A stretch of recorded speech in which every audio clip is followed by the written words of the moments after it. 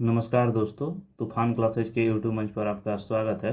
दोस्तों, हम लोग एनसीईआरटी सीरीज का ये जो 6 ले 10th क्लास तक दोस्तों जो हम लोग पढ़ेंगे, इसमें से दोस्तों 6 क्लास का हम लोग चैप्टर नंबर 10 तक पढ़ चुके हैं और ये हमारा 11वां चैप्टर है, यानी कि प्रकाश का छाया एवं परिवर्तन। दोस्तों, यदि आप पीछे वाले चैप्टर नहीं पढ़े हैं तो पहले जाकर दोस्तों उसे रीड कर लीजिए, क्योंकि दोस्तों पीछे वाली चीज़ें ही दोस्तों आगे रिलेट करता है और आपको समझने में बहुत ही सहायता मिलेगी। तो दोस्तों, यहाँ पर जो भी आपको चीज़ें बताई जाएगी वो एक तरीके के आपके 6 क्लास के बच्चे को तरह ही बताया जाएगा। तो आप भी ज़्यादा होशियार बनने की कोशिश कीजिएगा, यानी कि ज़्यादा फैक्ट के चक्कर में पड़िएगा तो फिर आपको चीज़ें समझ में नहीं आएगी। और दोस्तों, ये किताबें इसलिए आपको मतलब ज़्यादा मददगार होगी क्योंकि आपके दोस्तों सोचने और समझने की जो क्षमता है वो धीरे धीरे दोस्तों ओपन होने लगेगा। और दोस्तों, जो रटी रटाई चीज़ है उससे दोस्तों थोड़ा थोड़ा आपको दूरी नज़र आने लगेगी। और दोस्तों, आप हर चीज़ के क्वेश्चन के बारे में सोचिएगा और बेहतर तरीके से उसे जवाब दीजिएगा। तो आइए शुरू करते हैं। जो आज हमारा पहला टॉपिक है कि प्रकाश का छाया एवं परिवर्तन। तो दोस्तों, हम अपने चारों ओर अनेक प्रकार की रंग बिरंगी वस्तुएं देखते हैं। तो दोस्तों, जब आप स्कूल जाते हैं तो हमें अनेक वस्तुएं जैसे कि कार हो गई, आपकी बस, साइकिल, वृक्ष, जंतु तथा कभी कभी पुष्प भी देखते हैं। आपके विचार से हम इन वस्तुओं को कैसे देखते हैं? मतलब कि दोस्तों, जब आप इन वस्तुओं को देखते हैं तो आपका इसमें विचार क्या लगता है कि हम इन वस्तुओं को किस प्रकार से देख रहे हैं? आपके भी कुछ सोचने समझने की दोस्तों क्षमता होगी। वहीं अगर बात करें दोस्तों, तो हर व्यक्ति के अपना अपना कुछ दोस्तों सोचने समझने का जो रहता है वो दिया रहता है। तो आप अपना तरीका से देख सकते हैं कि आप किस तरीका से सोचते हैं। तो वहीं दोस्तों, रात्रि के समय में जब पूर्ण अंधकार हो तब इन्हीं स्थानों के बारे में आप विचार कीजिए। आप क्या देखेंगे? मान लीजिए रात्रि के समय आप पूर्णतः अंधेरे कमरे में जाते हैं। क्या आप कमरे में रखी हुई किसी भी वस्तु को देख पाते हैं? तो दोस्तों, यहाँ पर कह रहा है कि यदि आप मान लीजिए रात्रि में किसी वस्तु को देखना चाहते हैं तो वो वस्तु जो है अंधेरे एक कमरे में रखी हुई, तो क्या उसे आप देख पाते हैं या नहीं? तो दोस्तों, आइए देखते हैं कि उसको किस तरीके से समझाने का प्रयास यहाँ पर कर रहा है। तो दोस्तों, अगर बात करें तो लेकिन जब आप कोई टर्च अथवा मोमबत्ती जलाते हैं तो कमरे में रखी हुई वस्तुओं को देख सकते हैं। क्या ऐसा नहीं है कि बिना प्रकाश के वस्तु को नहीं देख सकते? प्रकाश वस्तुओं को देखने में हमारी सहायता करता है। टर्च का बल्ब एक वैसी वस्तु है जो स्वयं प्रकाश देता है। वहीं दोस्तों, सूर्य का प्रकाश एक ऐसा पिंड है जो कि पृथ्वी को प्रकाशित करता है। दिन के समय हम इसी प्रकाश में वस्तुओं को देखते हैं। जो वस्तुएं सूर्य की तरह स्वयं प्रकाश का उत्सर्जन करती है उसे दोस्तों हम लोग दीप्त पिंड कहते हैं। यानी कि दोस्तों, यहाँ पर कह रहा है कि जो वस्तु का अपना स्वयं का प्रकाश होता है, यानी कि वो दूसरे के प्रकाश के निर्भर नहीं रखती है, उसे हम दीप्त वस्तु कहते हैं। दोस्तों, एक होता है आपका दीप्त वस्तु, एक होता है दोस्तों अदीप्त वस्तु। अदीप्त वस्तु जैसे कि आप हम चंद्रमा को देखते हैं, यानी कि दोस्तों जो चंद्रमा होता है इसे भी हम लोग देखते हैं रात्रि में। और दोस्तों, अगर हम बात करें तो जैसे कि आपके दिन या रात्रि में दोस्तों जो प्रकाश पड़ता है यहाँ पर पृथ्वी पर, इससे दोस्तों परिवर्तन होकर यही प्रकाश आपके चंद्रमा पर पड़ता है, तभी हम वस्तु को देख पाते हैं। तो दोस्तों, अगर हम बात करें तो पृथ्वी के पास भी अपना प्रकाश नहीं है और चंद्रमा के पास भी अपना प्रकाश नहीं है, क्योंकि ये दोनों दोस्तों सूर्य के प्रकाश ले अपना दोस्तों निर्भर है। तो सूर्य के पास दोस्तों खुद का प्रकाश है, तो इसे हम प्रदीप्त वस्तु कहते हैं। और दोस्तों, इनके पास चंद्रमा के पास अपना प्रकाश नहीं है, तो ये हमें अप्रदीप्त वस्तु हो गई। वहीं दोस्तों, हम बात करें तो कुर्सी, चित्र अथवा जूते जैसे वस्तुओं के बारे में आप क्या कहेंगे? तो दोस्तों, तब आप देख सकते हैं कि जब प्रकाश एक दीप्त वस्तु जैसे कि सूर्य, टर्च अथवा विद्युत का प्रकाश इन वस्तुओं पर पड़ता है तब हमारी आंखों की ओर दोस्तों जाता है। यानी कि दोस्तों, जैसे ही हम किसी वस्तु को देखते हैं तो दोस्तों जैसे कि उसमें से जो दीप्त वस्तु होती है, जैसे कि आपके सूर्य का भी अपना प्रकाश होता है, टर्च का भी अपना प्रकाश होता है, विद्युत का भी अपना प्रकाश होता है। इन दोस्तों प्रकाश को जब हम वस्तु को पढ़ते हैं तब हमारी आंखों की ओर दोस्तों देख सकती है। यानी कि दोस्तों, वस्तु से टकराने के बाद ये वस्तु पर मतलब आपके परिवर्तन होकर हमारी आंखों तक आती है और उसे हम दोस्तों वस्तुओं को देख सकते हैं। दोस्तों, यदि आप चैनल पर नए हैं तो चैनल को सब्सक्राइब कर लीजिए। वीडियो आपको अच्छी लगेगी तो वीडियो को लाइक कीजिए। दोस्तों, आगे हम लोग पढ़ेंगे कि आपके पारदर्शी, अपारदर्शी, पारभासी वस्तुएं के बारे में। तो आप याद कीजिए कि हमने अध्याय 4 में वस्तुओं को पारदर्शी, अपारदर्शी, पारभासी के रूप में समूहों में दोस्तों बांटा था। तो दोस्तों, यदि आप अध्याय 4 नहीं पढ़े हैं तो जाकर पहले आप अध्याय 4 वाला वीडियो को कंप्लीट कीजिए।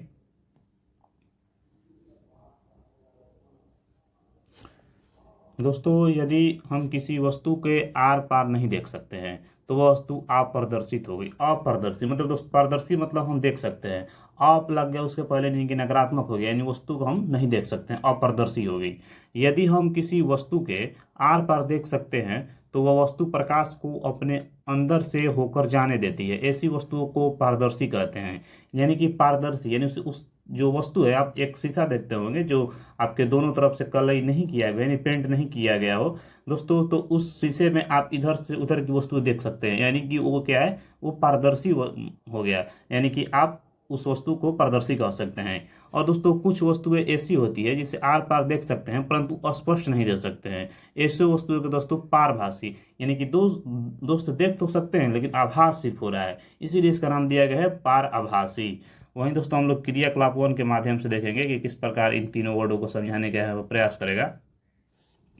तो दोस्तों अपने चारों ओर देखिए और दैनिक जीवन की जितनी अधिक से अधिक वस्तुएं एकत्रित कर सकते हैं कीजिए, जैसे कि रबड़, plastic scale, pen, pencil, notebook, कागज की शीट, अनुरेखन कागज तथा कपड़े का टुकड़ा, इन सभी वस्तुओं को आर पार किसी दूरी रखी हुई वस्तु को देखने का प्रयास कीजिए।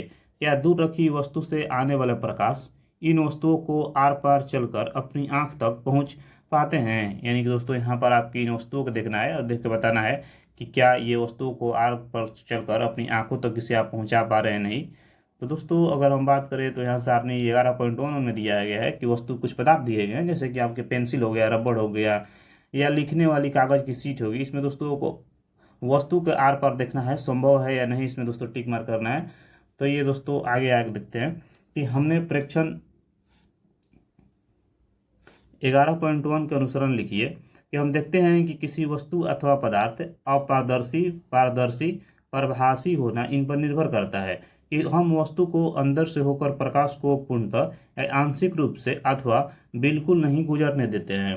दोस्तों अगला हम लोग देखेंगे छाया वस्तुएं में क्या होती है। तो आइए देखते हैं दोस्तों।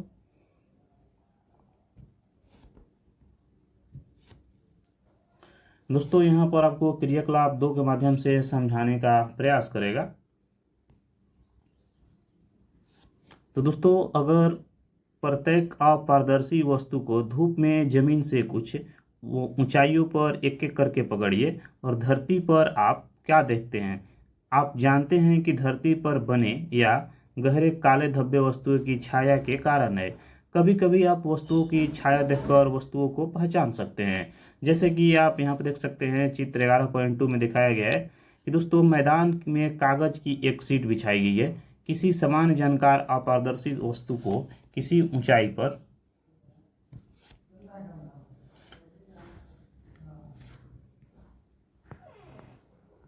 हाथ में इस प्रकार पकड़िए कि इसकी दोस्तों जो छाया है वह जमीन पर आपको पीछे कागज की शीट पर पड़े मिले। जब आप वस्तु को पकड़े हुए हैं तो उस समय आपने किसी मित्र से छाया का बाहरी रेखा खींचने के लिए कहिए। इसी प्रकार अन्य वस्तुओं को छाया को बाहरी रेखाओं से खींचिए। अब आपने कुछ अन्य मित्रों को छाया को बाहरी रेखा देखकर वस्तुओं को पहचानने के लिए कहिए। तो दोस्तों वो कितनी वस्तुओं को सही पहचान सकते हैं? वहीं दोस्तों क्या आप अपनी छाया को किसी अंधेरे कमरे के अथवा रात्रि में कोई प्रकाश नहीं होता है तो दोस्तों देखते हैं? वहीं दोस्तों क्या आप उसके समय कोई छाया दिखाई देती है? जब हम कमरे में प्रकाश के स्रोत के अतिरिक्त कुछ अन्य दोस्तों कुछ स्रोत नहीं होते हैं तो ऐसा प्रतीत होता है कि छाया देखने के लिए हमें कोई प्रकाश स्रोत तथा प्रकाश के पथ में कोई अपारदर्शी वस्तु चाहिए। क्या इसके अतिरिक्त कोई अन्य वस्तु चाहिए? दोस्तों यहाँ पर पारदर्शी या पारदर्शी को आपको समझाने की यहाँ पर कोशिश की जा रही है। तो दोस्तों आइए हम लगा के क्रियाकलाप 3 देखते हैं। दोस्तों एक ऐसा क्रियाकलाप है जिसे आपके अंधेरे में करना होगा। शाम होते ही आप कुछ मित्रों के साथ एक टॉर्च अथवा एक गत्ते की बड़ी सी शीट लेकर किसी खुले मैदान में जाइए। टॉर्च का जमीन के समीप ले जाकर ऊपर की ओर इस तरह से जलाएं जिससे टॉर्च का प्रकाश जो है आपके मित्र के चेहरे पर पड़े। अब आपके पास प्रकाश स्रोत के प्रकाश के पथ के अनुदिश एक अपारदर्शित वस्तु यानी कि आपके मित्र के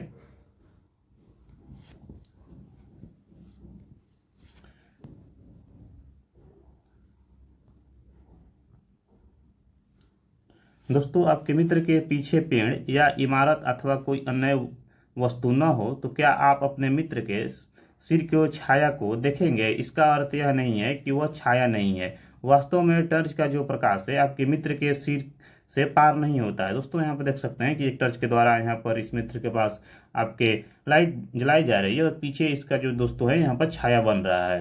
तो दोस्तों अब किसी अन्य मित्र को कहें कि गत्ते की सीट को आपके मित्र के पीछे पकड़े, क्या अब छाया सीट पर बनती है? तो दोस्तों यहाँ पर आप देख सकते हैं कि किस प्रकार से छाया जो है सीट पर यहाँ पर बन रही है।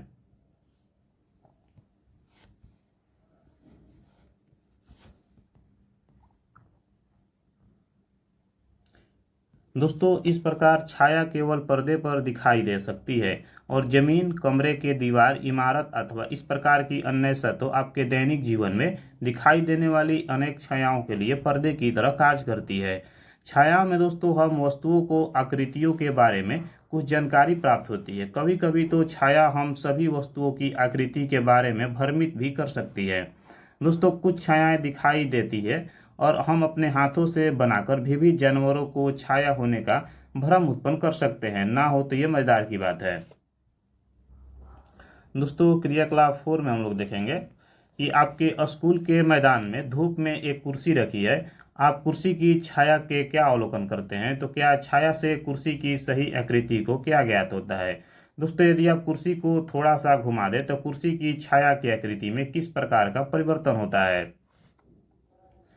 दोस्तों एक पतली नोटबुक लेकर उसकी छाया को देखिए। इसके पश्चात एक आयताकार डिब्बा लीजिए और दोस्तों उसकी छाया को देखिए। क्या दोनों छायाएं समान आकृति की प्रतीत होती है? दोस्तों विभिन्न रंगों के पुष्प अथवा अन्य वस्तुएं लेकर उनकी छायाओं का अवलोकन कीजिए। उदाहरण के लिए लाल गुलाब अथवा पीला गुलाब ले सकते हैं। जब वस्तुओं के रंग भिन्न भिन्न होते हैं तो क्या उनकी छायाओं को रंग भिन्न भिन्न दिखाई पड़ते हैं?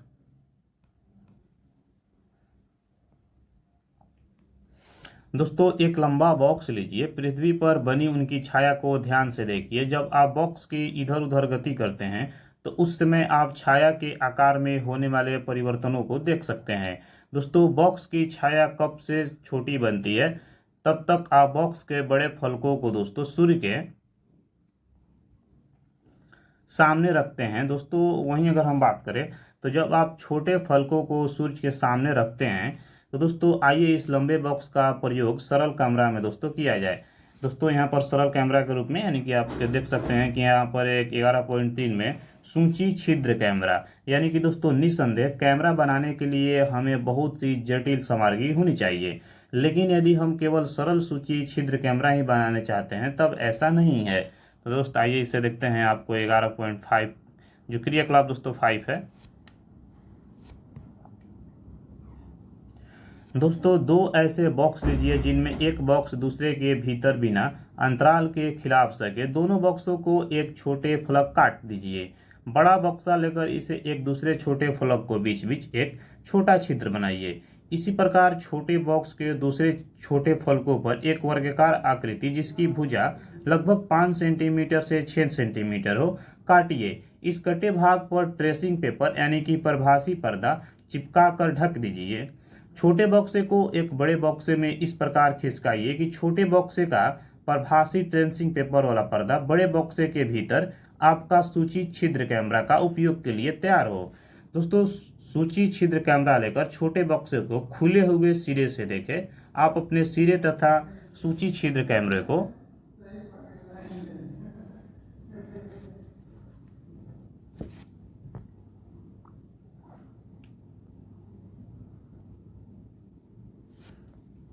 काले रंग के कपड़े से ढक लीजिए। अब सूची छिद्र के कैमरे से दूर की वस्तुएं जैसे पेड़ अथवा इमारत को देखने का प्रयत्न कीजिए। सुनिश्चित कीजिए कि जिस वस्तु को आप सूची छिद्र कैमरे से देखना चाहते हैं वह सूर्य को तेज धूप में रखी हुई है। आप छोटे बॉक्स को सूची छिद्र बने बड़े बॉक्स में आगे पीछे तब तक खिसकाइए जब तक कि दूसरे छोर पर लगाए हुए ट्रेसिंग पेपर का तस्वीर ना मिले। क्या सूची छिद्र कैमरे के प्रतिबिंब अपनी छायाओं से भिन्न है? दोस्तों सूची छिद्र कैमरे से सूर्य के तीव्र प्रकाश में सड़क पर गतिमान वाहनों का व्यक्तित्व को देखें।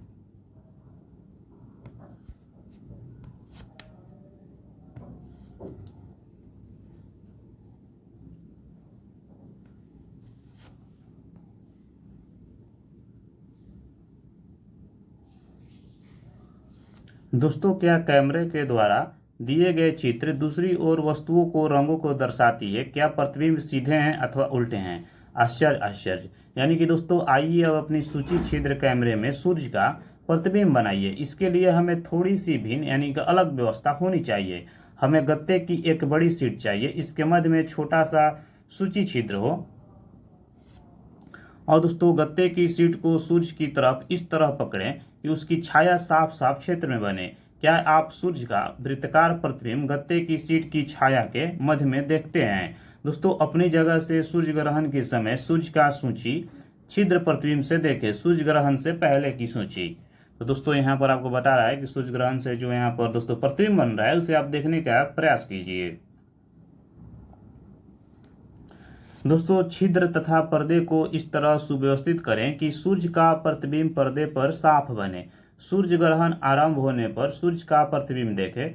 आप अवलोकन करेंगे कि ग्रहण प्रारंभ होते समय सूर्य के प्रतिबिंब का एक भाग धीरे धीरे काला होता है। हम सूर्य को सीधे कदापि नहीं देखना चाहिए। दोस्तों, ये हमारी आंखों के लिए अत्यंत ही हानिकारक हो सकते हैं। तो दोस्तों, जब सूर्य ग्रहण होता है तो उस समय हमें इसे नंगी आंखों से हम नहीं देखना चाहिए। इसके लिए दोस्तों आपके पास या तो कोई दोस्तों ग्लासेज होना चाहिए जो कि दोस्तों वो कलई किया हुआ हो काले रंग का, यानी कि दोस्तों आपके पास या तो काला चश्मा होना चाहिए जिससे उसकी जो रे निकलती है दोस्तों वो आपकी आंखों को पढ़कर आपकी आंखों को नुकसान न पहुंचाए। दोस्तों, प्रकृति में एक रोचक सूची छिद्र कैमरा है। कभी कभी हम ऐसे वृक्ष से नीचे से गुजरते हैं जिनमें ढेर पत्तियां होती है, तब हम उस पेड़ के नीचे सूर्य के प्रकाश के धब्बे दिखाई देते हैं।